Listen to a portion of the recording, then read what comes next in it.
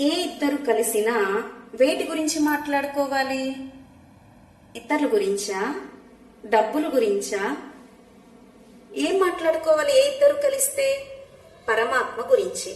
అలా ఎవరు ఏమేమి మాట్లాడుకుంటే ఏమేమి గ్రంథాలు మనకు లభించినాయో తెలుసుకుందామా? వాల్మీకి మహర్షి, నారద మహర్షి కలిస్తే శ్రీమద్ రామాయణం మనకు లభించింది.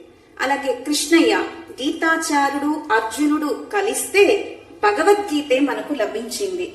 అలాగే పరీక్షిత్ మహారాజు, శ్రీశుకుల వారు కలిస్తే భాగవత పురాణ సప్తాహమే మనకు లభించింది. అలాగే భీష్మాచార్యులు, ధర్మపుత్రాదులు కలిస్తే శ్రీ విష్ణు సహస్రనామమే మనకు లభించింది. అలాగే తిరువరంగంలో యతిరాజు, రంగరాజు కలిస్తే మన యతిరాజులైన రామానుజుల వారు, రంగరాజు కలిస్తే శరణాగతి గద్యయే మనకు లభించింది. కనుక ఇద్దరు కలిస్తే పరమాత్మ గురించి మనం మాట్లాడుకోవాలి. జై శ్రీమన్నారాయణ.